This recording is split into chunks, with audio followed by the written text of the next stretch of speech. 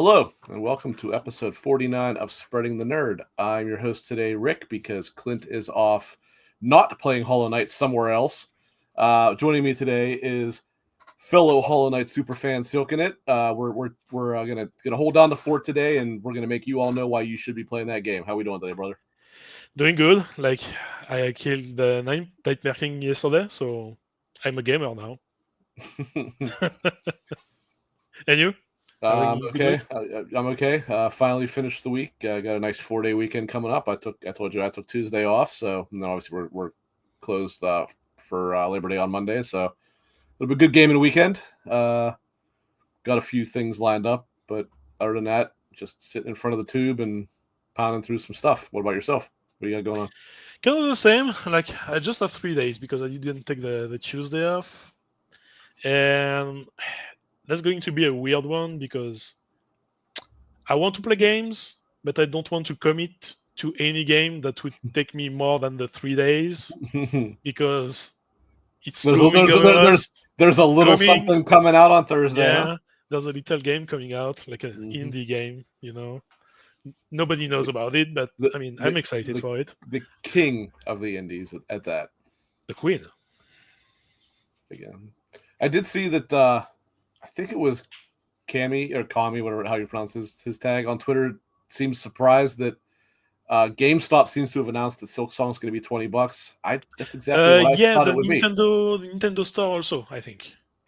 Uh, Oh, okay, they did too. I didn't realize that. yeah, I think so. Hi Joe. But I yeah, see Joe's in our chat today. I'm not surprised. Like Yeah, Hollow Knight, Hollow Knight was always 15. It's was currently it 15 or was it 15. 20? I thought it was 20, but okay. No, because it's 20 Canadian right now, Okay. and it's Okay. 50% off on Steam. Hmm. So you have no reason not to play it. That's It's right. it's kind of the cheapest you can get it, and If you're like Clint and won't play Hollow Knight, then you're not our friend. That's my policy. I mean, obviously it goes without saying. I'm not maybe quite as hyped as you are, but I'm still very hyped. I mean, very, very, very much. yeah, I can't wait because I just replaying Hollow Knight like last weekend, and I'm just getting excited to like discover like a new kingdom, a new world they're building. and it sure looks like she's going to play a good bit different. She seems extremely agile. Yeah. Yeah. Like we'll see how it feels in the Mm-hmm. end. Mm-hmm. But like if I get more Hollow Knight, I'll be happy because I'm a Yeah. fan. I don't know if like all the people that were hyped and memed Hollow Knight to death Mm-hmm. during the showcases will be, because that's the type of people that will I, expect more. I mean, do you think there's even a remote chance that this? I don't want to say isn't good because it's going to be good. I don't think, but I've heard a lot like there's no way that this can live up to the hype. I'm like, I don't know why you think that. Like, we're going based Well, off of their design chops from the past game, and it's not like it's a whole different genre here.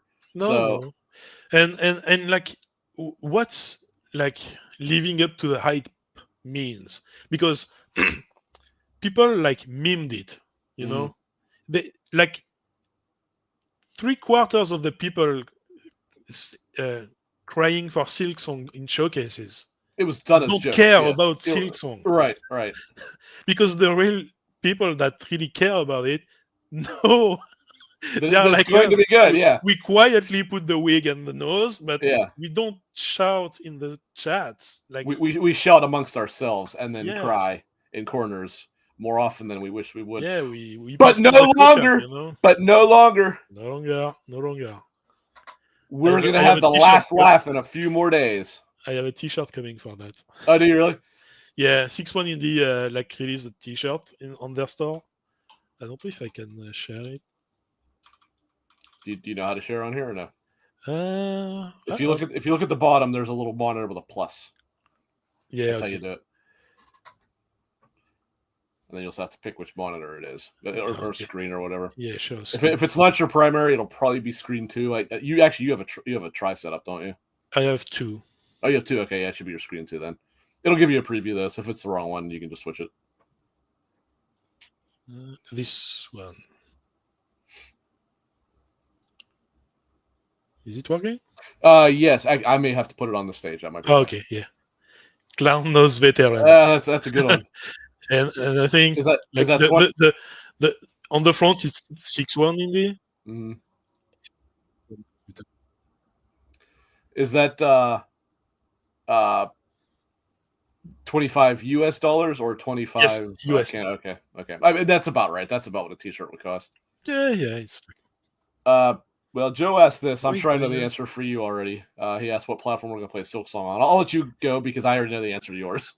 yeah, I'm going to start it on PC. Like because I want to own it on, but I'll probably honestly buy it on Switch also. Because I have the collector's edition of HK coming on Switch that you mentioned last time. The fan gamer one, yeah. Yep, fan gamer. Like I bought it, so it's coming. And I genuinely have not decided. I played the original on Switch because it came for consoles. It came to Switch about a year before it came to PlayStation and Xbox. So that was where I played it. And I kind of liked, as I've said numerous times, I kind of like to stick things to certain places. And the reality is, I mean, there's not going to be any performance issues on the Switch too. So I might go that way. But then what I will probably do is when they inevitably release another collector's edition, I will probably buy that for PS4 or PS5. And then I'll have it on both because. Yeah, I want it on PC because I'm hoping that to stick with it more than with Hollow Knight, because Hollow Knight I played it once, and then like last weekend was just my second playthrough. Did you play Hollow Knight upon its first release, or were you a little late? No, I played the Void Art when it came on Game Pass. Like okay. Oh wow, so you actually it was the complete like version in 21, then. Something like that. End of 20, start of 21. Yeah, that was after I was late to it. That was after was it Godmaster or whatever it was called up. Yeah, it was the Void Art edition. So it was the finished complete version then. Yeah. And yeah, I want it on PC because like Hollow Knight has a lot of mods and randomizers, like to like really push the lifetime of the game like so far. And yes, Joe, you're probably right. Actually, I do have I probably have bought Hollow Knight 4 times. I bought it on Switch. I bought it physically and digitally on PS4. And I also bought it on PC, although I don't think I've ever once played it on PC. I just bought it there. But it's only like $15. I mean, so all that together comes to the price of one regular game. That's the thing. Like, $20, I can buy it on PS5, Switch, and PC, and it's still cheaper than Lost Soul aside. It is. It's still better. Well, I suppose we'll use that segue. So, for those who don't know, Lost Soul Aside came out today. That was the China Hero project thingy that was for a very long time made by one guy. And then I guess Sony, I don't know exactly what the timeline is here, but Sony saw something, threw some money at him. He built a little bit of a team. And I believe Sony did publish it. I don't know if they published it on PC, but I think they published it on PlayStation. Do they? It was supposed to come out at, I believe, the end of May, but it was delayed, and it did come out today, which is they August are publisher on 29th. PC. Yeah. They are the publisher on PC? Okay. I mean, the reality is, if you want something in China to sell, you got to sell it on PC, because that's where most of them play. From what little we talked, I mean, it's obviously still very early, but we do have pretty differing opinions on it so far. Hey, Nick, good to see you, man. Thanks for stopping by. Do you want to go first?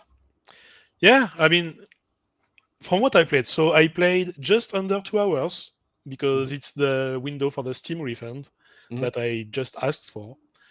Not because the game is like really bad or doesn't run well. Like I didn't have any problem with that. It's just that the quality of like some animation, like the characters are really bland. The voice acting is not good. Like all it has going for it really is the combat, and even that is like there's no like weight to the. I was actually just having this discussion right before we got on here. No, I agree there is no weight, but but it's a character action game. A lot of times they don't. Yeah. Like I know, like, but I mean, on the like big like attacks, like like you have a finisher action. Mm. You could have like something like a bit crunchy on the sound at least. Oh, look at this Yeah. guy! Look at this guy! I'm assuming this is a reference to talking about Hollow Knight because we all know that that's like a tumor in his brain. Or you know what? Honestly, he could be in the middle of concertus. He might actually be serious. Right, I don't know. right. Yes, well, Joe, that's kind of what I was getting at. Is no, there is not much of a feeling of weight, but it's because it's a very aerial-based game. However, and maybe that changes later, but that's one of my like pet peeve at the start. You can just throw an enemy in the air, just do your combo, he's dead, and you come back. You don't even have to dodge at the start. Like, well, 2 hours and like I only on bosses did I need to dodge anything. Yeah, I mean it starts pretty simple early. Yeah. Hold on a second.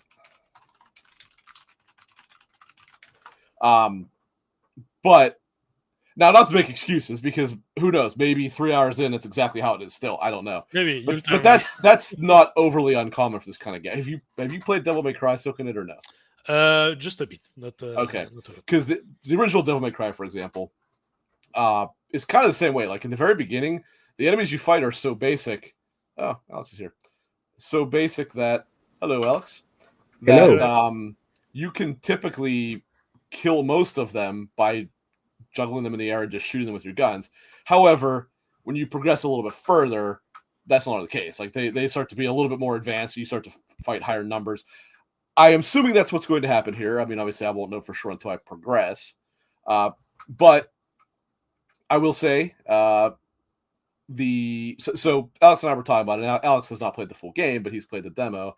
And I think we were pretty much in agreement. As of this point, and this is still very early, right? So this is not a final decision. I am somewhere between a 7 and a 7.5 right now. It's very double A. So if you want a AAA game, this is not it. This is very double A. Yeah. But I do like character action games, and we don't get a whole lot of them anymore, right?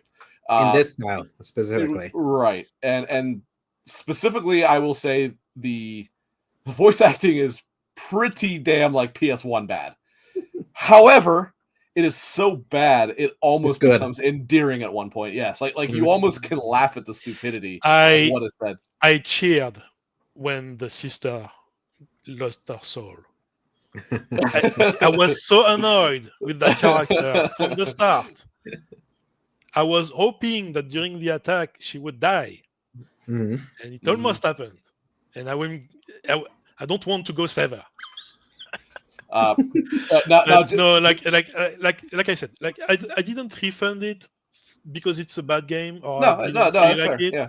It's not just the level of quality. Like I want in a game where I pay 90 Canadian dollars. Yeah, no, that's totally fair. That's totally fair. Yeah. Not 1 week from Silksong.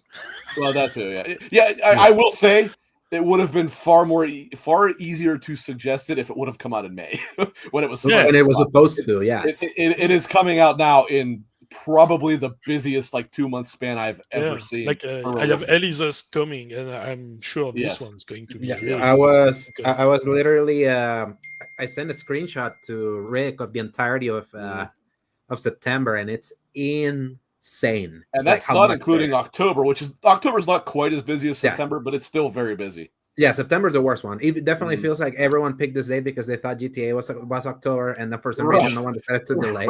Right. So, yeah, but October, like a lot of games released like last week of September, so they are October games, really.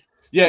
Everything is either the first week or the last couple weeks. Yeah, it's like literally that first and last week. Then a little big gap in between. But there's 10 games just this coming week. Blame Team Cherry. Everyone left. Yes.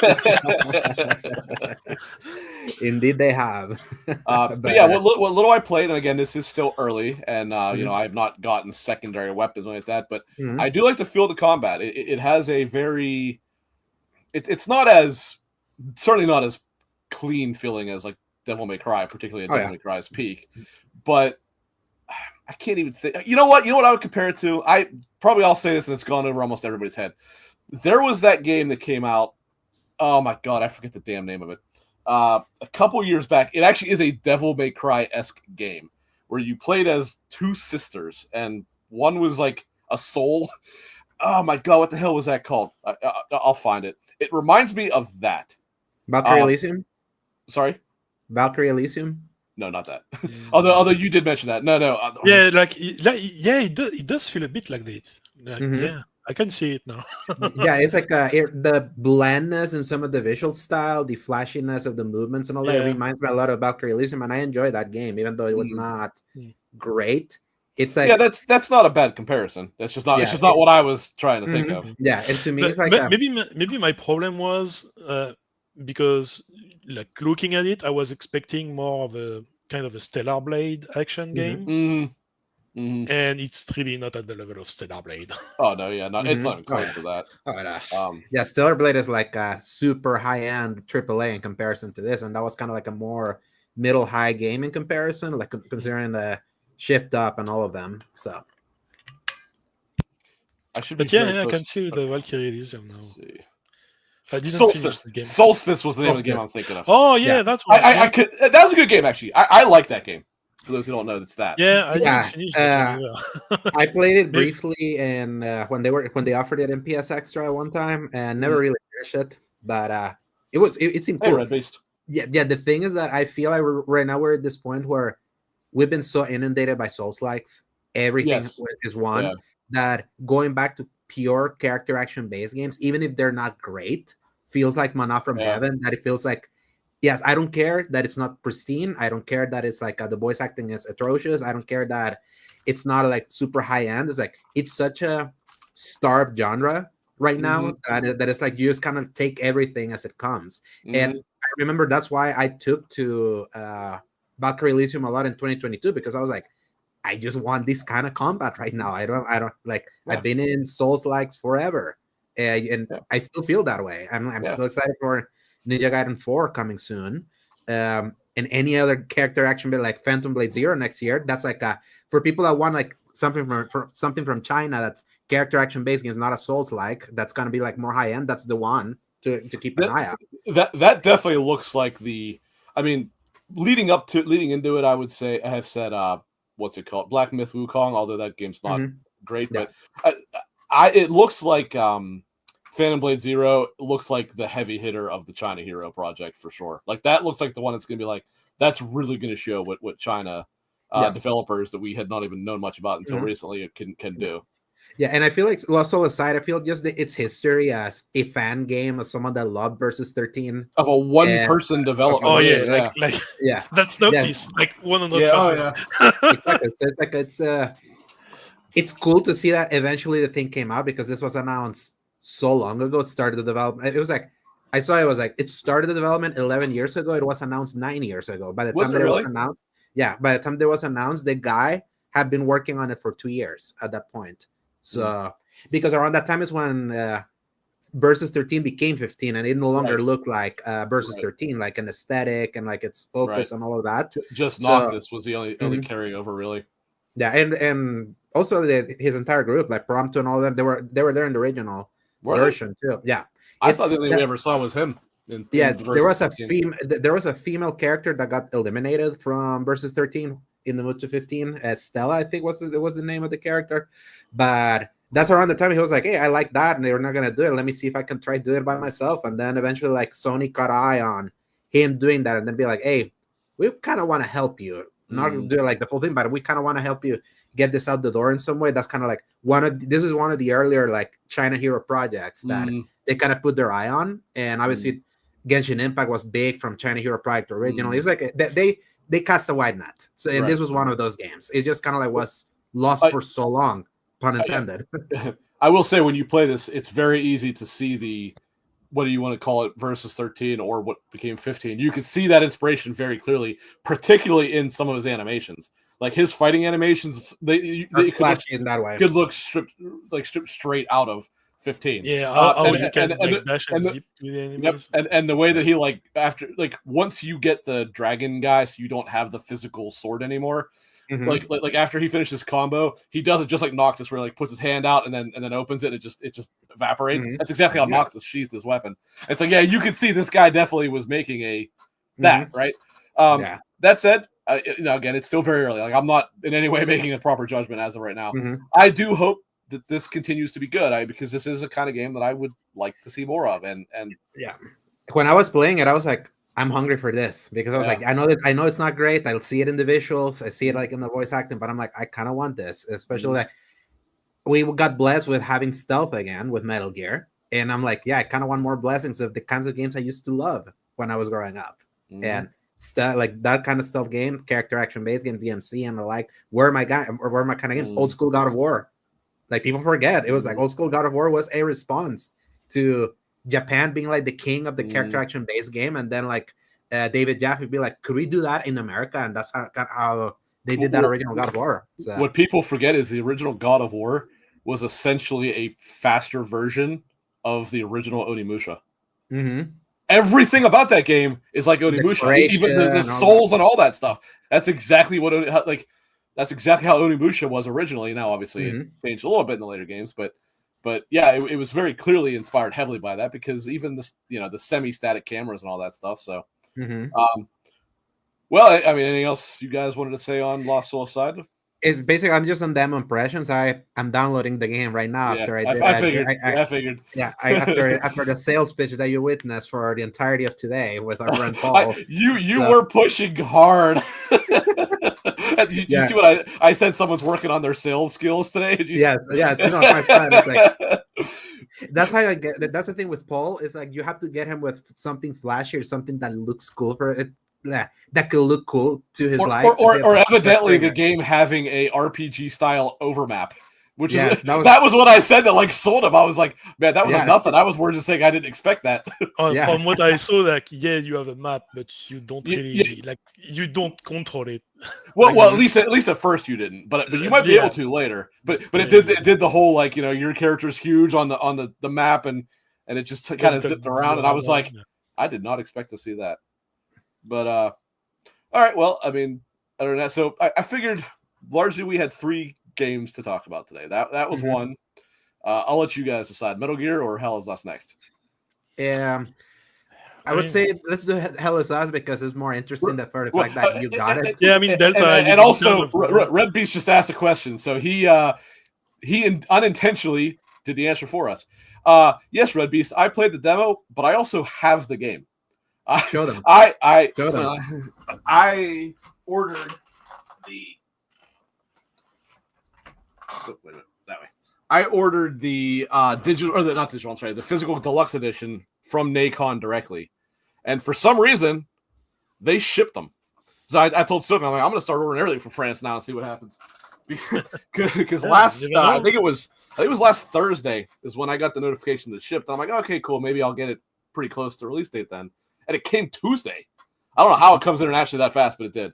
Actually, for the rare time that happens to you, because you usually have to wait all the time. Well, especially international. I mean, international stuff takes weeks sometimes. So that's the thing, Red Beast. He got the game, like, he didn't sign an embargo. This is not like media provided. It's like he's not the John. Oh yeah. There's no win I can share. I can share whatever I want. Yeah, he can share whatever he wants. Yeah, that was not a review copy. It was not given to me. I bought it and they sent it to me. So tough shit if they don't want me to talk about it, because I'm gonna. Yeah, it's on them. That said, I do have pretty positive impressions thus far. I've put. I mean, it's been a work week, obviously, so I haven't been able to just like sit down and do nothing but that. Plus, another game came out this week that I was heavily looking forward to, so I was really splitting my time. But so I had asked Alex on our other podcast yesterday where the demo had ended, and I am past the point of the demo ending. It's an interesting game. So for those who do not know, I'm sorry, Alex, you're gonna have to hear the spiel again, but it's basically set in a I guess you would probably say Eastern European. That's about what it looks like. A region or country called Hadia that is pretty much war-torn from a civil war that took place between 2 factions, one called the Palamists, which are some form of religious group, and then the Beans or something like that's the other one, and I don't know what their deal is outside of maybe being like a militaristic group. And what makes this game pretty cool is that unlike a lot of games where it'll give you checkpoints, or not checkpoints, I'm sorry, like map icons and stuff like that to tell you where to go. This game will tell you things from conversations with characters and stuff like that, and then you have to figure out yourself. Like, I don't even think there is an actual map in the game, not that I've seen at least. So you kind of have to. I think they said there is no map. Okay, yeah. I knew there wouldn't be one that like showed locations, but I didn't know if you could bring one up to get an overview of the thing. But yeah, I don't think so. As of this point, I have not seen one, so I believe you have a compass. You have a compass, and sometimes you have a compass, and you have a PDA, which kind of like keeps track of things that you find out. But like, so for example, one of the very first cases of this, and this is if you play the demo, this is in the very very beginning of it. You encounter an old farmer guy that's like locked up in his basement or whatever. And he says, like, okay, you know, to get to whatever you're trying to get to at the time, you want to go through the forest. He's like, but it can get kind of confusing. So because of my kids, we hung wind chimes up. So just follow the wind chimes and they'll make your way out. That said, the forest itself is pretty straightforward, but that's the general idea of what you're looking at. When you get into the second map, which is where the game really starts to open up, that's when it starts to be like, okay, now you kind of have to follow directions. And another... And I'm glad that you say that, because if you only play the demo, it makes the game feel like we're not telling you anything. You gotta explore. It's like it feels oversold in that area. No. As soon as you get to the second map, it happens. Yes. I guarantee it happens. Yeah, maybe a bit, but like you can still discover stuff that like is nowhere marked. Like you have like these little like how do you call them? Cairns? Like cairn, yeah, colored, and then you find just a note scribbled by a child. And you have to deduce where the next one is just by how they describe where they hit the key to a chest. So, yeah, but it's. I mean, I know exactly what you're talking about. You can see like it keeps track of things for you and stuff like that. Yeah, but like here's another example, and a better example. Like I said, when you get to the second map, it's almost like a big open swamp area, which then to the side is like a city. I don't know if it's the city, if it's a big city, if it's just another city and there's a bunch of other ones, I don't know. But it is a city, and there's a whole lot of like NPCs in there. And when you're trying to follow, there's a group called the Peacekeepers. You're trying to follow them to see what happened, right? And this one little girl was the only one who had really seen what happened. So you track her down and find her. She's hiding out up in this attic of a like kind of blown out, like bombed out building, right? And she says, okay, you know, I know where they went. If you look out there, you can see ruins. They went around the hill behind that. And like, that is your information to know which way to go. Like, she doesn't say, follow this road, turn left here, blah, blah, blah. She says, you have this, you know, the ruins are there. They went around that and then went into the tunnel behind it. And when you follow that direction and know where they started, lo and behold, that gets you there. And that's kind of what you're looking at. It's all about, and that has combat, which I'll get to briefly here. It does have, it's almost like I guess you would call it a semi-open world like adventure game, but with heavy like detective / investigation elements involved, right? Like you're talking to people to discover things, and when you discover things, it actually might unlock. They call them datum, DATUM. When you get a datum from talking to one guy, it might give you a new thing to talk to bring to mention, rather talking to somebody else that gets you more. It's pretty interesting how it works. Yeah, it's kind of like a database of keywords that you get. Yes, you can that's a good way to put it. Yes, that's a good way to put it. To other people. And then so or even like you have to give people items. Also sometimes. You have to do it. And what's good is, because this I didn't know either. If you go to give them an item and it's not an item to give to them, they won't actually take it. So it's not like you have to worry about losing an item. Even, like it's not even like a gift thing, but those items will create new conversation paths and stuff like that. You know, all kind of side quests. So you know, might unlock a new side quest, that kind of thing. There is combat in it. When you watched preview footage leading into it, it looked like it might have been a Souls-like, but I want to be clear, this is not a Souls-like at all. Yeah, it's surface level. It's surface level beyond like the camera, the dodging, parrying, and the flow, but it's not a Souls-like. Right. They do have the rally mechanic though. The what? I'm sorry. The rally mechanic from Bloodborne, kind of. You do, yeah. When you attack and then press like the when R1. you attack and you have like the white circle around. Oh, for the healing you're talking about. Yeah. I got you. Get back your health. Yeah. And actually, I couldn't figure out why I couldn't get it to work. It's actually timing based. You can't do it too early or too late, or else you don't. And I figured out, I was like, okay, It would make it too easy if there wasn't like a specific like mechanic. Right. So yeah, so there's actual skill involved as well as obviously the risk reward of doing more attacks to get more health back and stuff like that. Yeah, I mean the combat as of where I've played so far is a little bit basic, but where it gets more advanced is, and you would not have seen this in the demo, at least I don't think so, is the way that you actually upgrade weapons is pretty unique in this game from what I've played. So here's an example, right? And I mentioned this to Alex yesterday on our show. You start with that like one-handed sword that looks like a saber, right? When you finally get the blacksmith in the second thing, he explains like, oh, you get these, I forget what he calls them, but like emotion spheres or something like that, right? And there's 5 categories.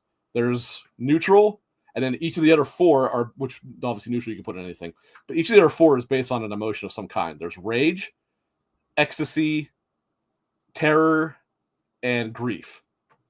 And each one's set to a specific color, right?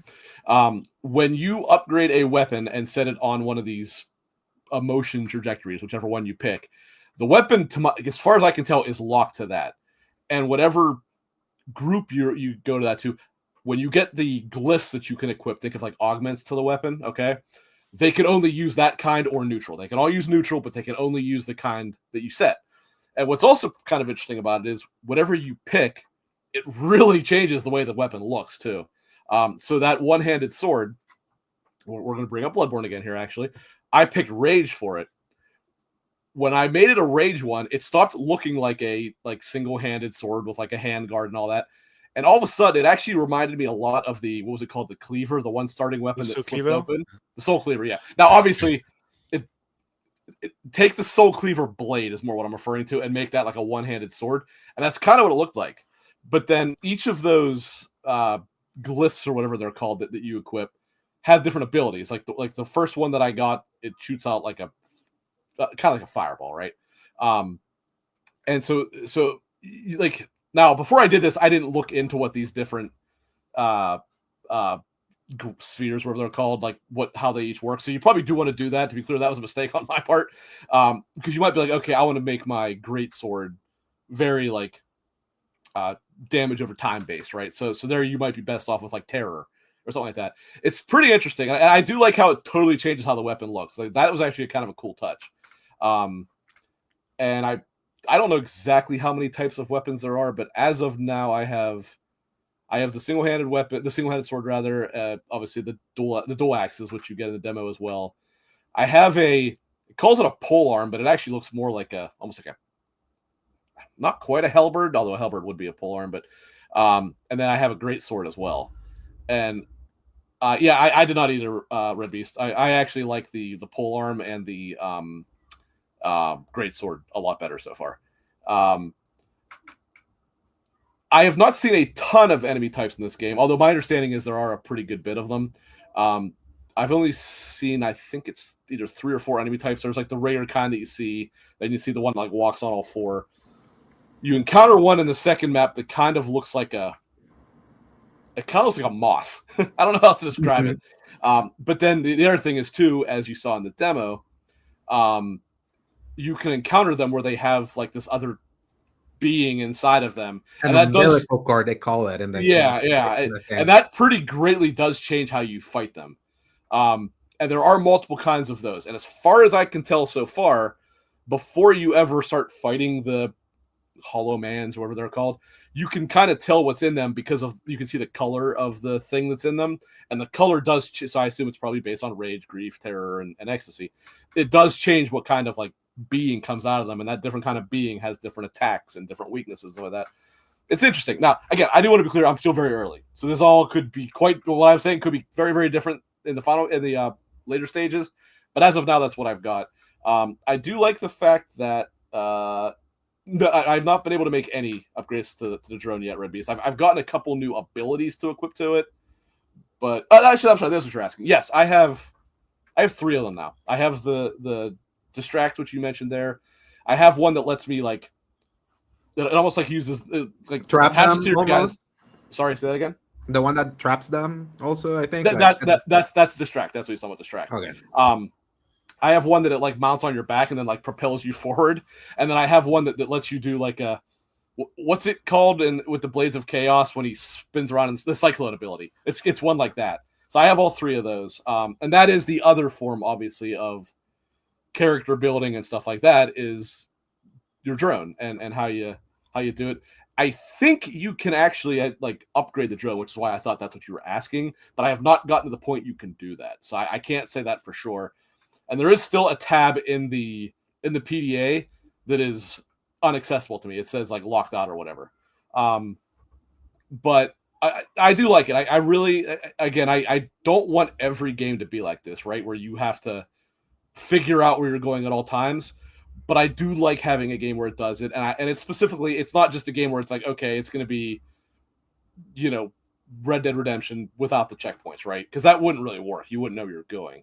This is a game built around the idea of, hey, we'll give you the hints, but you've got to piece them together. And I imagine by the later game, you probably really got to think like to figure out where to go, to figure out what the puzzle solutions are, to find the different notes and stuff like that that'll have your door codes or whatever on them. Like I imagine it's probably easing us into it at this point, and I'm guessing it probably does get a lot trickier later.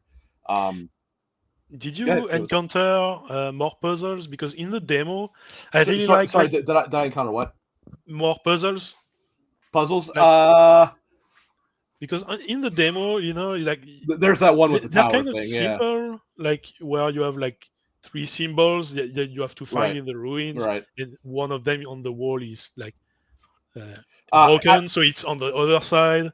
So I like that you have to take care to pay attention to your environment to get the clues. Yes, I definitely have encountered some other ones. There's one specifically that I found a note saying like, oh, you have to. I don't even really know how to describe it, but it's definitely a puzzle, right? Like it's about I assume turning these like podiums, if you will, to face a certain direction. But there's a shitload of enemies there, so I actually have not bothered with it yet. Let's see. Did you hear the girl from the locked room? Could not figure out in the demo. I don't remember. I don't remember. Girl. Yeah, I don't remember a girl in the locked room. I actually don't know what you're talking about. I remember a locked room that I couldn't open because I didn't find like it was like little squares. I think. Yes, I just now got to where I know what those are. I've not gone back to that first map yet to see if I have anything, but yeah, you won't even be able to do those at least until you get to the second map. Okay. Yeah, Red Beast. I don't know what you're talking about. I don't remember a girl. The girl in the locked room near the open trenches. I don't think I even noticed her. I don't remember. And I now, don't get me wrong. Like there is things to come back to previous maps for. Like there's a tower that I don't think I can even do anything with at all at this point. So I didn't even bother going to it. But when you get the APC to go to the next map, you can once you unlock another map, you can use that APC to travel back and forth, and it is designed that way. So like, as I think it was, I don't know, it was you Silcanit that said about the square keys. Like you can't do anything with that at that point. You have to progress a bit. Around the time when you unlock the blacksmith, there's like a secret room. Actually, there's another puzzle. There's another secret room, which actually was kind of a cool puzzle. You had to kind of pay attention a little bit. I like that to get into this one room. And this is all story focused. This is not a side quest. This is the main story. And then when you do that, you kind of learn a little bit more what's going on, and then you kind of learn what these keys are and stuff like that. And that's what you're talking about. Those square holes. There's some kind of key. Did you guys have any other questions? I mean, I don't know how well I can answer, but I can try. Not much. Not that I didn't mention last. I say we talked about it yesterday. I was more referring to Silcanit since he and I weren't really talking. Yeah, no, like because for me, like what really drew me on in the demo was that aspect of paying attention for the puzzles. Like I didn't even notice the lock girl. Yeah, I didn't either. I missed it.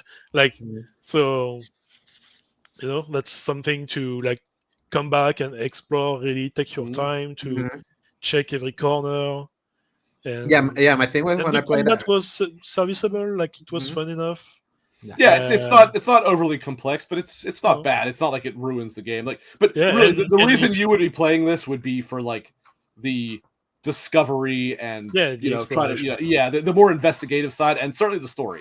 It's very, very story focused. So that would be another reason. That was my thing when I played the demo, because I streamed the entire demo, and you're probably losing a lot of the purpose by doing it that way. Exactly. So there's certain games that are probably not good for streaming, or unless you have like a very active chat that could backseat you, or like you interact with them and all that. But when I was like streaming, I was kind of like rushing, and I wasn't really catching, so it didn't really do much for me, even though a lot of it impressed me, especially visually. I love the movie. Like visually, it's striking, especially like.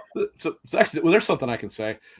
So since I got it so early, one of my original like concerns is I was like, man, I do wonder if this is like missing like a day one patch and it's gonna run like shit. No, not an issue. I won't say there's not a couple areas where I could see some improvement there, like the occasional like hitching, stuttering, like to load something. But for the most part, it does run perfectly smooth. And I'm playing on a PS5 Pro, so I'm not on PC or anything like that. But yes, actually, I'm glad you said that because I didn't think about that. Yeah, no, on the technical side, definitely good. The audio is good. Alexis, whatever his name is, voices the main character, and he's a very, very good voice actor. Yeah, that's the one thing I find really funny. It's not the hair. The curly hairs. His hair is terrible. But fortunately, you don't see it very long, because as soon as you get that poncho and hat, you don't have to see his hair anymore. His hair is awful. There's no doubt about that. The intro cutscenes, I was like, what? Yeah, Red Beast. I mean, I've been kind of watching Chronos as well. Obviously, now that one I have not gotten, so I cannot judge that one. But if you like the demo, I would say you will probably like the game, because everything the demo does, I would say the full game actually probably does a little bit better, because the demo does start where it is kind of forcing you down a fairly linear path. It might have some side stuff here, but the actual progression is pretty linear and pretty straightforward. When you get to the second map and stuff like that, now is where you really got to start doing what they've been talking about, which is paying attention to your environment. And to get to this point, you have to go past this rock and then, whatever. So if you like that, I think you would probably dig Hell Is Us. Yeah. I don't remember. Does the demo progress carries over? Yes. I think it does, but I restarted it, so I can't say. But I believe it does, yeah. Yeah, the Lost Souls side demo is the one that doesn't. Right. So. Well, based on what you described, I'm assuming the Lost Souls side demo probably does not actually start at the very beginning of the game, which is probably why. It jumps you around. So. Okay, yeah, that's why then. Okay, anything else about Hell Is Us you guys wanted to discuss, or you good? I feel bad when I feel bad when it's coming out. That's like my thing. Yeah, well, that's true. My only problem is the release date. Yeah. Yeah, it's actually, I don't know. I guess it's the same day as Silksong. I thought it was the day after. I guess it's the same day. It's Thursday. Yeah. So it will have to wait like I don't know, 50, 60 hours. However long Silksong takes. But that will just take a weekend. So Hell Is Us and Chronos feels like the games that as soon as they saw that GTA left, they should have been like, let's push it closer to October, because October is like still packed, but not as packed. Yeah, and also you bear in mind, I do wonder if Bloober was trying to get out ahead of Silent Hill F, but I don't even know if that was the right call. They probably should have pushed for more of like a Halloween release or straight up November. There's nothing in November. Since when is November a slow month? Like, it's all September, October this year. Well, I know Pokemon this year is October. And Metroid could be. It's going to be in October, but that's probably about it. Like almost everything else is. Metroid is still like the big question mark. Now there is Demon School for me, because indie games pushed their date around. What game? Well, either way, I mean, even if there is stuff you want, the reality is November this year is significantly slower than it usually is, because everything is in September and October. Even with a later arrival for Call of Duty, because Call of Duty usually arrives the first week of November, like the very last week of October. This time it comes out on the 17th. So. October or November 17th? November. Okay, 17th. So it's actually a late Call of Duty release then. Later than usual. Yeah, they must have been trying to avoid the potential GTA there, but obviously they've had plenty of time to move it up since then. Yeah, and Battlefield will have literally 5 weeks in the market. Oh yeah, So. we have a Battlefield, Mhm. and that's very early October, right? It's like the 4th, October 10th. Mm-hmm. Oh, Well, God. There is no respite from any of this. No, it's no. it's an onslaught. It is merciless. Mhm. I keep forgetting about Battlefield, and I mean that's a have to buy. So that's that. Mhm. There's no passing on that one. Oh yeah. Yeah, Metal you Gear. can. Yeah. So our other main game, and actually, Alex, I'll give you the floor on this one in a minute, as you Mhm. have by far the most experience. On Tuesday or Thursday, depending which version you got, we finally got the long-awaited and eagerly anticipated by me and many others with good taste, Metal Gear Solid 3 Delta, the remake of Metal Gear Solid 3. Alex, you reviewed this for Season Gaming. You Yeah. played through it, so I'll give you the floor. Yep, I was not gonna review it, and then the guy that was supposed to review it because we didn't get some code, he was like, "Yeah, I'm not gonna play it right now." I was like, "I am playing it, so I know this game at the back of my hand, so I'll do it." And I finished it the first day that it came out because it's still literally the same game. It's a one-to-one recreation of that exact game, obviously with the Unreal Engine 5 coding and a modern control scheme that's reminiscent to Metal Gear Solid 5: The Phantom Pain. So the big question is, have they stayed true to the spirit of the original? Have the improvements actually improved Before things? you answer that, Silcanit, did you have a question? I thought I saw you raise your hand. Yeah, like based on that, is it really a remake or more a remaster? That's kind of like Both. what's It's both. it's both. Yeah, it's like a mix of it- both. it's like the Oblivion remake. It's kind of that level of remake. Yes, Okay. even though they call it remaster, the Oblivion remaster, which is why annoys the crap out of me that they specifically use that word, because it once again muddled. Yeah. Go back to an episode we did around the Oblivion remaster back in. if you want a headache, go listen to that episode. Yeah, with a certain someone that was in chat here. I don't know if he's still here, but say if you're here. I don't think so. Yeah, but yeah, I don't think he is.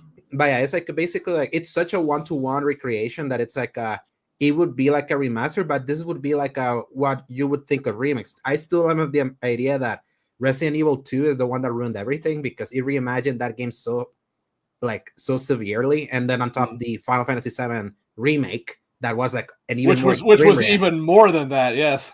Yeah, that I feel like people forget that usually when you heard the word remake, it's basically like, oh, I'm gonna get the exact same game with the exact same story with new graphics, with quality of life. And I feel like this fits back into the old definition of remake. And this is definitely for the ones that if you're more of a purist and what you want is like, I watch my favorite movie. I've owned it in Betamax. Now I have it in VHS. Now I have it in DVD. Now I have it on Blu-ray. Now 4K Blu-ray. This is kind of basically that. On top of kind of like the quality of life of improving, making the game now more modernly playable, like as you would expect a third-person shooter to control in the year 2025. So that's kind of like what they did.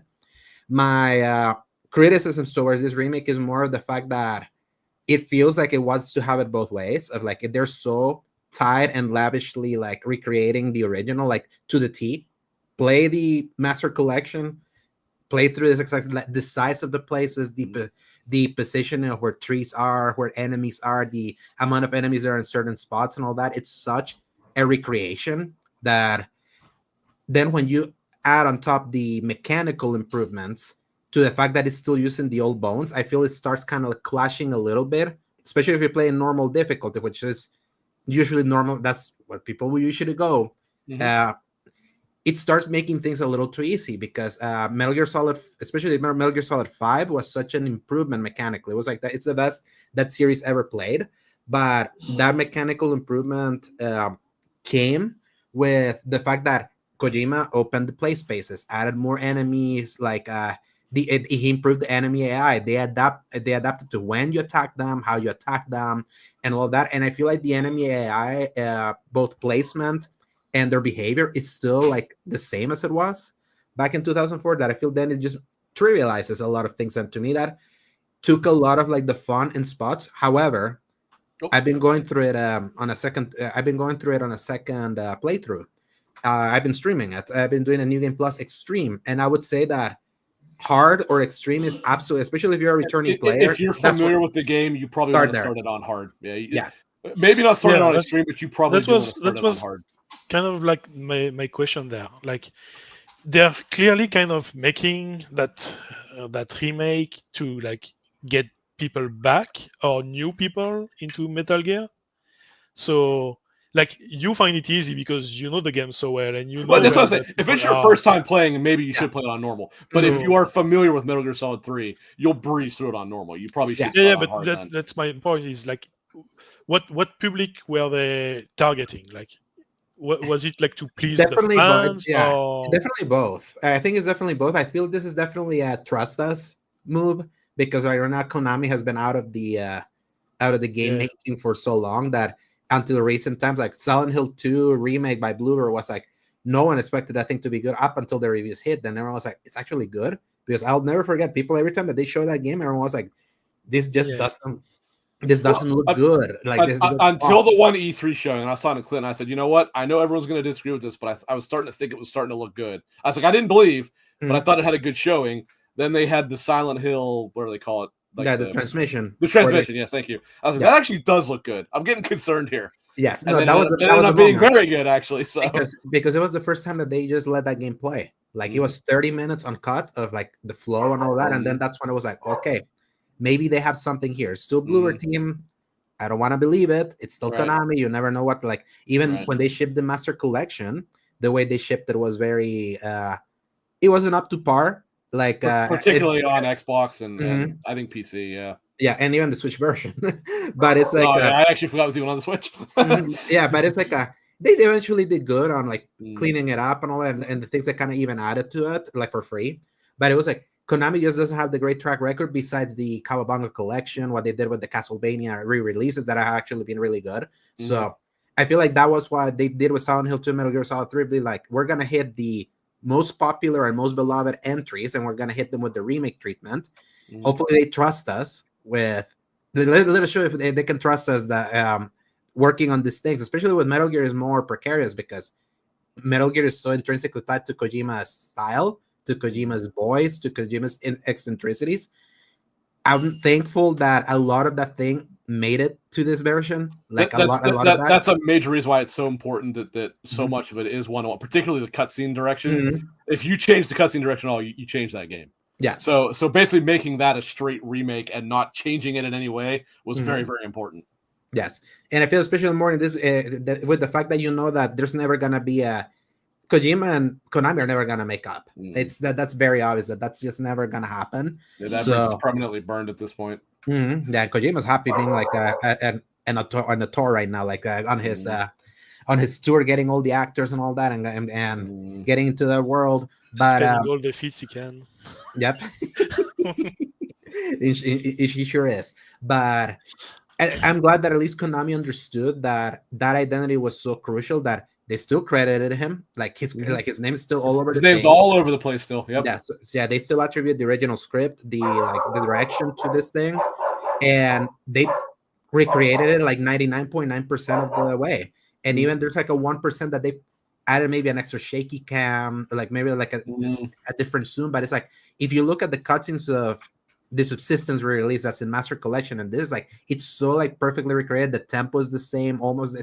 You're still kind of getting the exact intent and the vibe that you wanted out of like this story, and that's something that I'm like I wouldn't expect Konami to be the one that, especially this modern Konami, to just leave it alone that way or respect it enough that it's still like at least the story delivers the same bite that it did before. And I was telling this Rick yesterday that it's kind of impressive how well the story really holds up, both in the acting, in the dialogue, and like in the interactions. You like if you see like especially the new character models with the extra emotes, they did like I saw that they actually did mocap.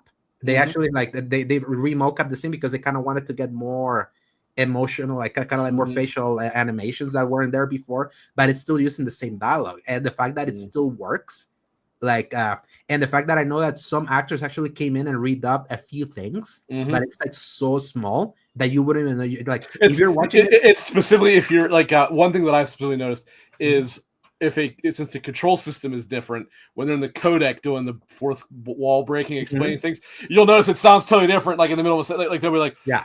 press the button to do, because it's a different control than what it used to be. So they had to re-record the word because it was a PS2 right, and it doesn't match up exactly. But it doesn't break anything. It's just noticeable when you're listening. But that's the thing, because it was the point of trying to make it very authentic. So it's like this is definitely like, I know that we mentioned about Galar, man, your dog's going feral right now. Yeah, but like I was mentioning, kind of like he is so salty about the new direction of FF7 that for the people that are like him, that are so don't change anything, right? That are very conservative. I'm not using it in political terms right now. I'm more like, I want the story as it was. This is absolutely that kind of remake, and playing better.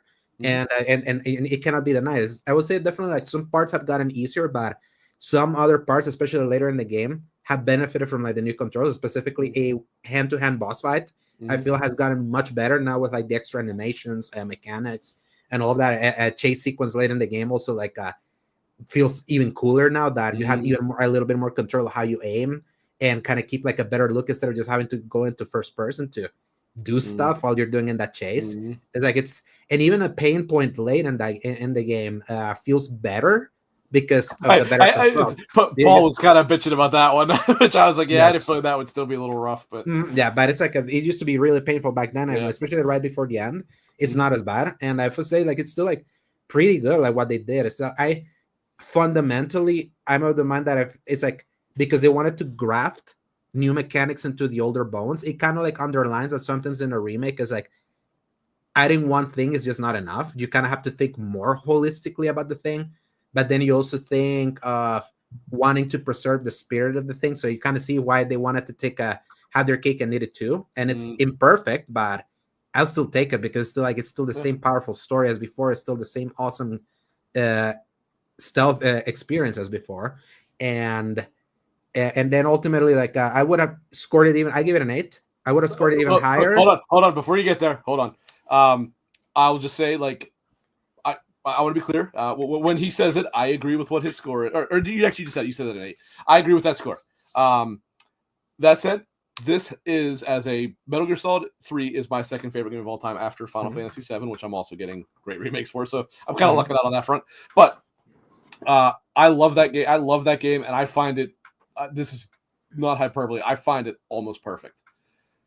This is, outside of an issue that we're going to mention in a minute, exactly what I wanted out of this.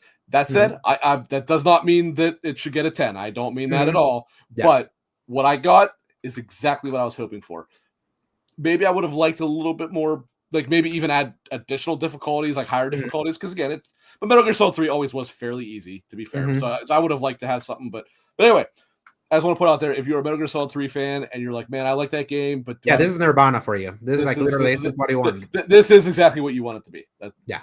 It's except for Alex, technical performance, because Unreal Engine 5 once again, it strikes again in this exact same ways. Because why? Developers think they have to use everything, Lumen, Nanite, all the bells and whistles on consoles and PCs that even at the high end can't really handle it, because the engine is such a technical mess with stutters and all of that.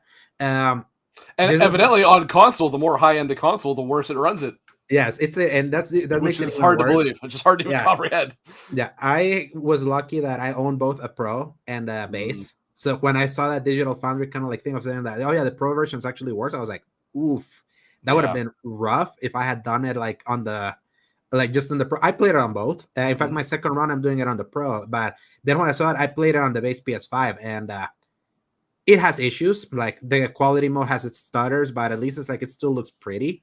The performance mode, at least, was like held most of it like at the top end of what you want, with a few stutters here and there. Is the Pro one that it's like, man, it looks beautiful, extra beautiful in cutscenes, but why does it look so much muddier when you're like out in the world? It's like the PSSR is not working as it should on the PS5, especially like PSSR, like greatest villain is foliage, and Metal Gear Solid 3 is all about foliage. So a lot of that thing, and what's worse with the PSSR, if it's trying to reconstruct an image with like a resolution that can go down to 720, and that's kind of like what they did, that they kind of like lowered the resolution, because theoretically they have said like it's like think about your favorite game of this year, Kingdom Come Deliverance 2. Like that game intentionally on the Pro runs at a lower resolution than base PS5, but because it uses PSSR, it looks better. Right. But they ran at a low enough resolution that worked for the AI they did to make that game kind of like take advantage of the overhead. This is like they lowered the resolution, but for some reason it still works dynamically. It's not as polished. It goes down.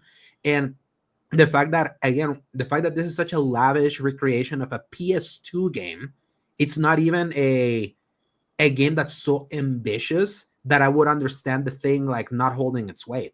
And I feel that's on principle the thing that makes it more unacceptable for me, because it's like if this for some reason was like a full blown, now it's an open world version, one giant map, yeah, with no loadings. Especially it's like every section of the map is sectioned off, like it used to be back then, which back then was like for loading purposes and all that, because it was high enough assets back then for a PS2 specifically, like late PS2 game. So the fact that it loads so much in Spy, like in the different sections, it's like it's still the same size of the levels. The fact that it doesn't perform well at all is like, what are you guys doing? And especially for the history of Metal Gear, is like beyond original version of Metal Gear Solid 3, like on PS2, because it was pushing a lot of like that. There were slowdowns in that original version of PS2, which was notable because you came from MGS2, that was a perfect, almost close to perfect 60 frames game, a rarity back in PS2. And then Metal Gear Solid 4 that ran at an unlocked frame rate. Almost every game that Kojima has made is a technical like showpiece, and in polish and the way like it runs and all that. Especially his latest games, he has gotten so good at optimization that you really feel the lack of his polish right now with this. So, and I'm hoping they fix it, because it's Virtuous right now, and Virtuous is like so tight in doing so many things now. Like still waiting for them to fix. At the very least, they need to get a patch out very quickly that lets pro users use just regular performance mode if they want. Yeah, and let the overhead just just let it brute force extra frame rate. Because there's like no quality mode there. That's what's so fun. Is like it reminds me of the Avatar game that on PS5 Pro there was like not even a quality toggle. It was just the new Pro. They did add it later, but it launched. But at launch, so it feels like this almost feels like a game that should have launched around the time of the Pro based on these problems. It almost, so the fact that it's come 9 to 10 months like later from the Pro's launch, at a time where I feel like we have not had this issue, I feel they kind of like got that in control real quick. I don't know what happened with the quality control, and again, this is kind of where the Konami of it all kind of starts coming into place, where it's like, here's where this is the Konami I remember, the one that screws up the little things in that. And that's just unfortunate, because the visual quality of the character models, the recreation, all that is stunning, high quality. Stunning. It's a stunning video game that the performance being what it is just not. It's unfortunate because it undercuts the amazing work they did at rebuilding this thing in a new engine. The first time you see especially Snake, the first time you see a close-up of his character model in the game, you just go like, God damn. This is... You remember a few years ago when those freaking Metal Gear Solid 3 pachinko machines came out? And everyone was like, oh, man, it does. It looks much better. And it's like, God damn. And then, unfortunately, you go to move around, and all of a sudden, the frame rate tanks. Now, to be clear, though, it's not unplayable. It is not unplayable. If you read anybody that says that, they are full of shit. It is frustrating because it's like, man, this is 95% perfect. And that 5% is just so obnoxious. But it is completely playable at all times. Yeah, and that 5%... Do not let anybody tell you otherwise. Yeah, and that 5% shouldn't be there considering it's an old game. It shouldn't. I agree with that. I'm just simply saying it was that close to being a perfect product. Yeah, and if that was... just missed the mark on that. Yeah, and if that was fixed, I would have been between an 8.5 or a 9 over like on my review, because I still like love this game a lot. It's one of my... I don't have it as high as Rick. It's like my 9th favorite game of all time, but it's still my top 10 favorite games ever. It's there for a reason. It's like, at its best, it reminded me why it's in my top 10. A lot of the highs that made that game a top 10 game of all time is still here. And yeah, some parts got hurt, other parts have gotten enhanced, but at least in a general sense, it reminds me why this game is timeless. And I love it even more over the fact that he gave me stealth back again, because stealth is a like character action based game. Like, it feels like ever since we moved to sandbox open world style games, like almost everything has stealth. That is like, why would everyone then just make a stealth game? Because you can basically stealth on everything. And when you don't get like your very like pure stealth games, like you forget that how much depth there can be in just in just a game that is the focus. And obviously like you can play this more like a shooter because it's like much easier to control and all that, but at the very least I don't feel the stealth has been compromised in the slightest. It's just compromised in the made it much easier because part of the friction of how it controlled was also part of the fun. Like a major part of how it used to. That part of the fun back then. Because that's all you had. Well, I get what he means. He means more like the limitations forced you to play it a bit differently. Yes, more deliberately. Like facing two guards felt like facing two guards. Now it's like you can very easily like catch them and tranquilize them and just kind of move on. That's kind of what I see, and that's well because it's been made so smooth now. Like and when you make something so smooth that its mechanical limitations was part of the challenge, then that's why it's like a much easier thing. But I feel like for modern audiences that don't understand that there was like a very specific way this game's used to control, especially like I always describe Metal Gear Solid 1, 2 as like stealth Pac-Man with like the radar and like seeing like how the levels were designed. That's not a bad way to put it, actually. That's a pretty good way to phrase that. Yeah, and it worked because it was very tactical. It's about like seeing like you know what the vision cone is, how you can kind of move around this very square style levels as he designed them, and that's always made it like so fun to replay. He tried to put that in a more open environment in 3, and that made it more complicated without like having a radar all the time. All that it required you going into first person, so it needed to be more deliberate. That was kind of part of the challenge. That challenge is not there anymore. You don't even really need a radar, even though it gives you options in normal difficulty to have like a sonar or like a thing that vibrates if you know that there's an enemy coming close and things like that. The AP sensor, yeah. So, but overall, like I feel like they've done a pretty good job. I would say great job. I enjoy this. I enjoy my time with Snake Eater and new people that never played. I feel like this is the version to play. This is the version to play. Then yes, and then it's like then we get into like that argument that could be like its own episode by itself of should they start playing MGS 1 and 2 in the Master Collection and then jump to 3 here, or this is the place. I'm of two minds about it because it's like it's very clear that Konami sees this as like this is the one that they can kind of jump in, and half of its story I would say would work for a lot of people because this is like Kojima's most personal story that he ever wrote, because it's like it's all about like the ascension of a legend basically, and like it's a betrayal that he goes through, like the test of his loyalty towards just the mission and his country, and I feel like those themes by themselves could resonate to people if they start here. Obviously, like we come from it having played MGS 1 and 2 and kind of similar to the Star Wars prequels. It's like the knowledge of what came after and then seeing those kind of things pop add a lot of weight to the things that are happening. But it being a prequel at the beginning of the timeline, this could be a place where they can start, especially if there's stubborn people that think that they cannot go back to an old game. Wink, wink, nod, nod. Yeah, that's kind of the question I was going to ask, because I played 1, 2, 3 like back in the day, maybe around 2010. Like the first one I played on PS1, like when I was but you played them. That's the thing. You have played them, so I have played them, but it's been long enough, and I played them once. Like no, the first one I played multiple times, but 2 and 3 once each. That I have certain scenes in my mind. I have like some themes, but I don't have like all the specifics of how all ties together. So I would suggest you probably replay 2 before you play this, then, because if you really look at the grand scheme of things, so Metal Gear 1 and Metal Gear 2, as in the old MSX ones, they're really not overly relevant to the overall story anymore. Metal Gear Solid 1, as legendary as it is, isn't so much either. It's more when you find out what the snakes are and all that. However, Metal Gear Solid 2 is really when the true overarching story that he pretty much went with forward, the whole Patriots thing, you really got to know what happens in Metal Gear Solid 2, then 3, and then that helps you with. But that was my point. Like, would it be relevant to play them in chronological order of the story? That would be 3. Yeah, 5. No, I'm sorry. No, not chronological. I'm sorry. Release order. Release order. Yes. Yeah, release order works. Like it's like even though like but would the chronological order works? I would say yes. It's more just yes. straightforward. Although when you play it in chronological, you'll notice the cracks that will appear from all the retconning, because there's a lot of retconning in Metal Gear. Mhm.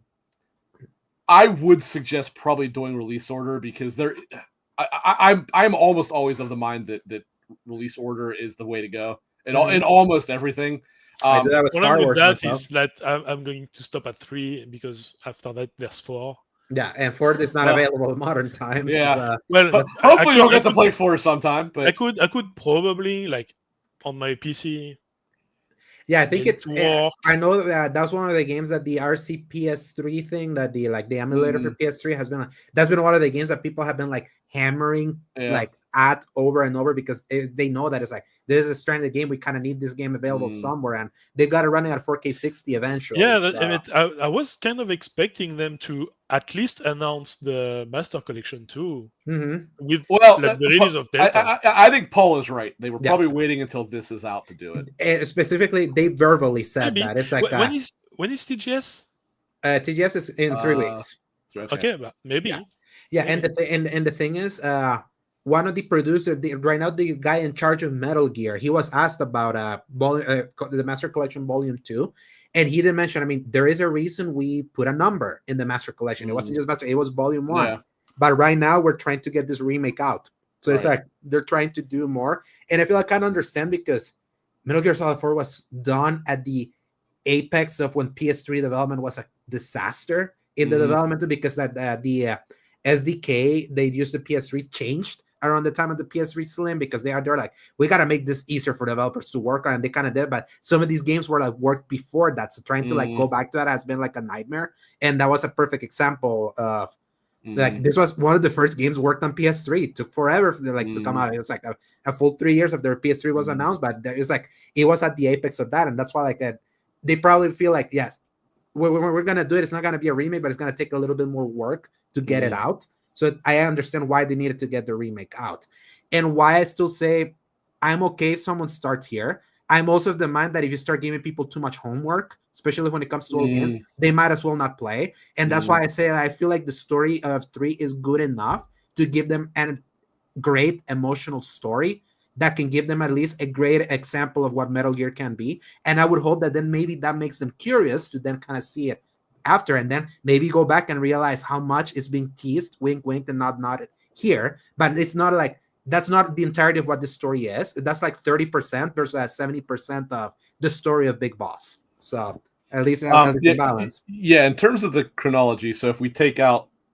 4, which is obviously the issue here, you can play 3 Peace Walker and then 5, and you will get the backstory of Big Boss.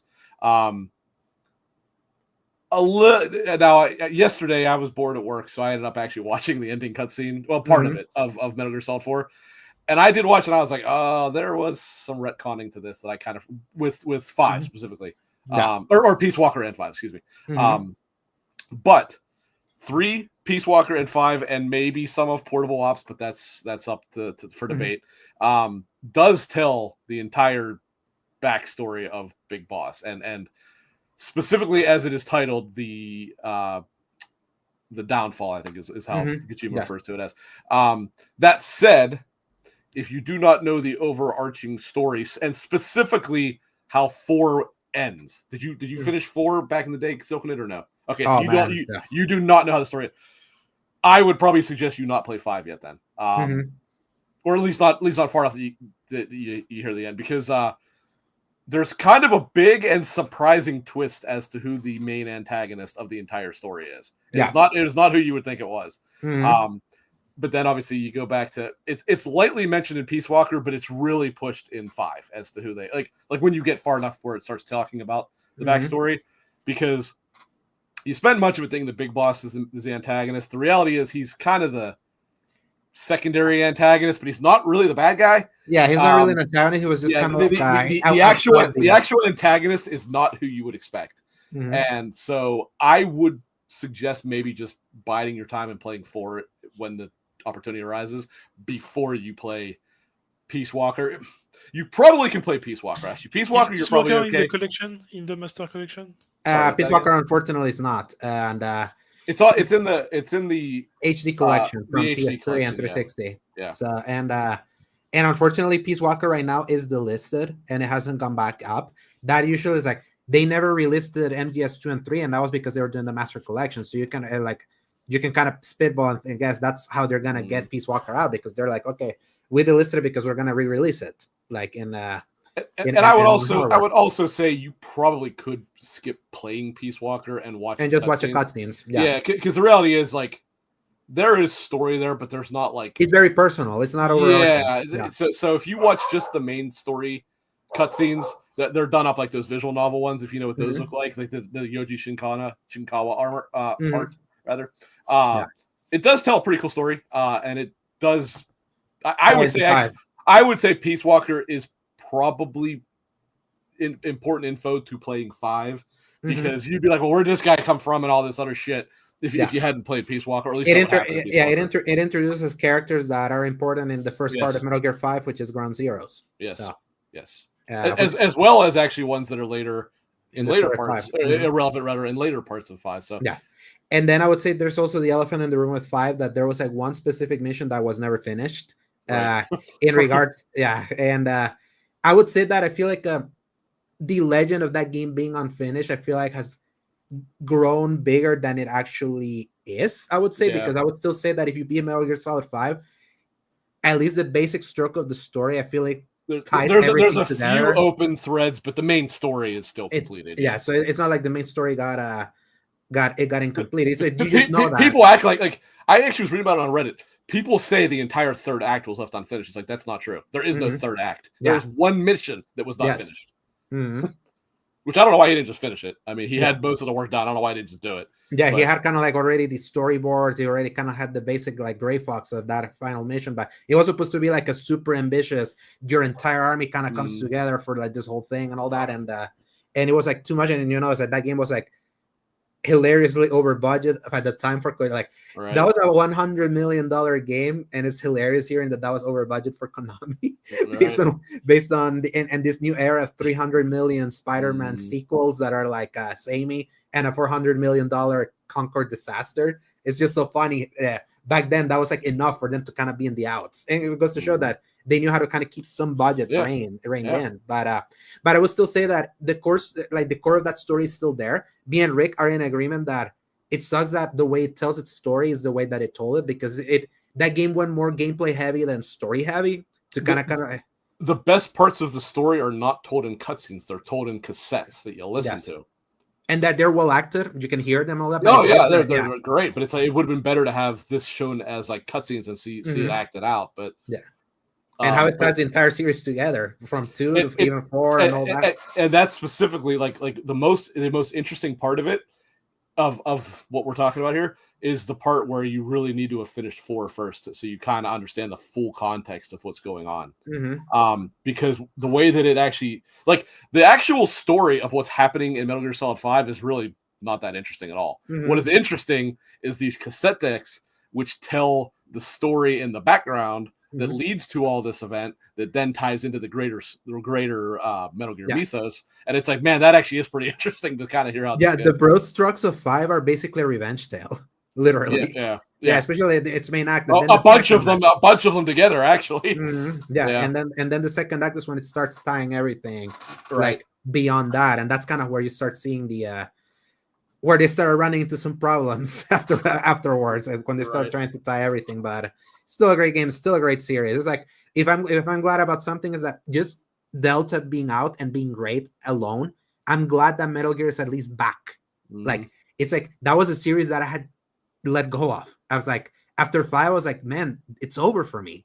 It's like it's over. It's like this was, I said it in my review, Metal Gear Solid is like one of the most important franchises for me, like in my formative gaming years, as like the series that showed me the power of storytelling, the series that showed my love for stealth games, like the series that solidified like Kojima as this specific auteur in the video game landscape, that whatever he does is just so unique compared to everything else, that by the time that it was that 5 came out and that was it was like very bittersweet, because like it's like I said goodbye to a friend here, and it went out unfortunately not the highest of high notes because of a game that had to be like cut to the knees because of that acrimony with its developer and publisher. But then I was like, yep, this is it. It's like, man, I have to live with Death Stranding, which I like a lot. I love Death Stranding too. But it's like Metal Gear still. It's still not Metal Gear though. Yeah, it's it's not even that it's not Metal Gear at its peak. It's not even Metal Gear at its like average, and it's still good. I'm not saying it's not. It absolutely is good. I would say as someone that beat Death Stranding, I would put it that on part of the average of Metal Gear, how it gets. You'd really need to see how it ends. Yeah, I'll finish it eventually. Yes, I did have to take a step back from it because I was. Being a completionist in that game is a bad idea. And it was starting to get a whole. Even though I told everybody, like, when you play Death Stranding, don't do that. I started doing it in 2, and I'm like, it's very easy to do that because it's such a zen experience sometimes. But then, like, you can lose yourself. It starts to eat your soul when you do it too much. Yeah. That's why at some point I decided to like beeline to the story, and I spent only 48, 50 and that's hours. That's still shorter than I'm one. good, but I know that I can come back and do some. All of that is back. All the deliveries are always there. Like that's kind of the beauty. There's nothing missable. You can go back to do all those deliveries after the fact. But it's like I'm glad that eventually I kind of pushed through because so much of the greatness of the story is so backloaded and it's so insane. Yeah. Like you finish it, right, Silcanit? Yeah. And he finished it before you did, I think, actually. He finished it pretty quick. Yeah, so it's like I was all in on it. Like the story is the pacing is better than the first game. Because you really see that it's the second one. The first game it takes 5 hours before it even really gets moving. He listened to the criticism of people. He kept his touch, but like even on the deliveries, you have access to the bikes so much sooner. It's like smoother if you really want.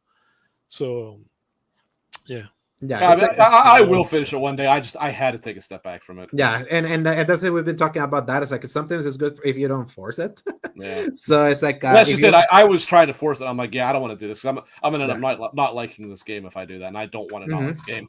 Yeah, but it's like I'm glad I finished it because I found the ending of that game particularly very touching. In fact, I wrote a editorial over at Season Gaming about kind of like what that game meant, like of when I played it.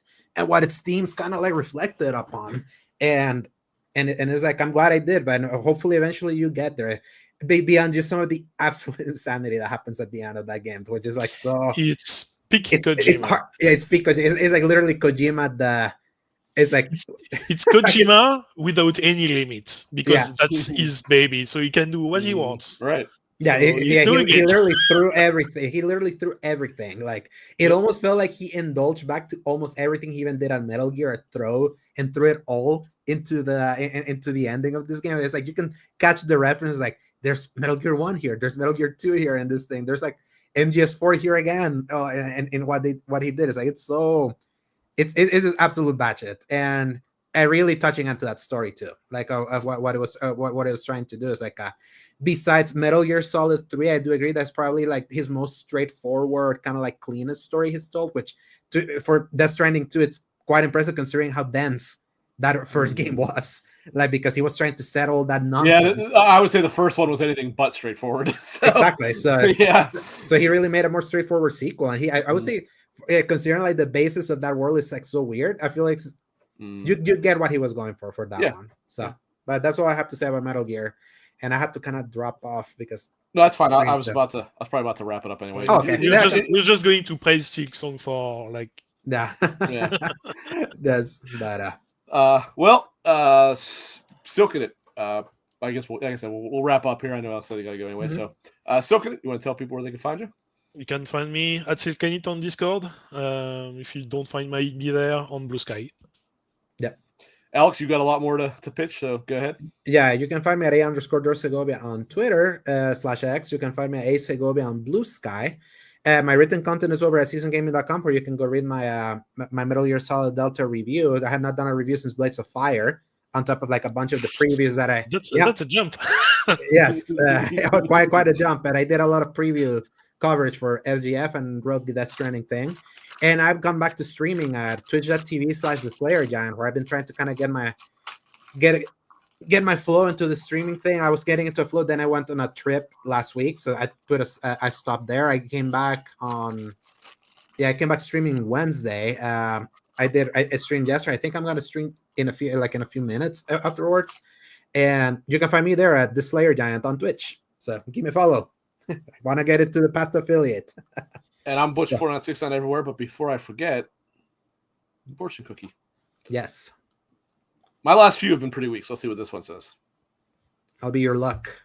It's another one that I've had already. Man, I got a box that has the same couple over and over again. You are admired for your adventurous ways. And I don't believe that to be true whatsoever. So I'm about to have to start looking at different fortune cookies because there's only like a couple that keep looping around. But all right, well, thanks everyone for tuning in. We had a pretty good little group in there that was hanging out. Appreciate you guys. Silcanit, Alex, appreciate you guys hopping on. While Clint's off gallivanting around doing anything but his responsibilities. As like playing Hollow Knight. Yeah. You're right. Like playing Hollow Knight. That's right. Yeah, what was he? Oh, he's also the one that hasn't finished it. He's barely he played 2 hours. Yeah. He was like, I played so much and I just don't like it. Yeah, and then he showed us his thing. Both Silcanit and I did a replay, and in like an hour and a half, we were both further than he was. Like I'm not gonna be one to judge. I still haven't finished the original one. I kind of want not finishing it is one thing. He's barely played it, and that's why we're on his ass about it. Because you can give it a fair. It's a hard game. It's a hard game. And say it's not for me. Like it's not for everybody. I'm gonna play with a guide because at least I want to see it through. Because I definitely want to get into Silksong. For this one, I used to not get lost too much. I used the interactive map on IGN, the Map Genie. Sweet, I'll use that one. So I would say if you're not sure if you like it or not, and this was told Clint and he still hasn't listened, push till you get to City of Tears. I think City of Tears is the point where everyone goes, okay, yeah, now this game's freaking sweet.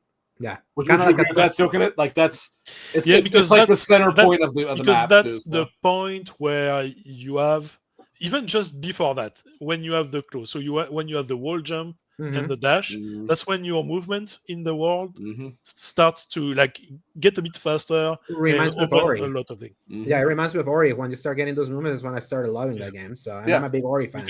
But before that, the problem with Hollow Knight is before getting that, you can get lost and explore so much elsewhere that has you can't actually get to most of the places of it. Right? Yeah, and it's not a game that really signposts you either. So it's you don't have like a full map. Each area you have to buy the map, so that's why it's like there's friction there. But I can't wait to play more, especially now that the hype for Silksong is real. I mean, 6 days. So then the world. We got our chance to throw a little bit of shade at Clint there, so I'm happy. So all right, thanks everyone. We'll see you guys next week. Episode 50 next week. We might have something special going on. That's all I'm gonna say. That's pretty serendipitous. That is episode 50. I'm not sure I'll be able to watch next week. What? Because he's going to be playing. You can take a couple hour break for our 50th episode, Silcanit. Can I? Really? All right, guys. Do I have to? Thanks, everyone. We'll see you next week. All right. See you. See ya.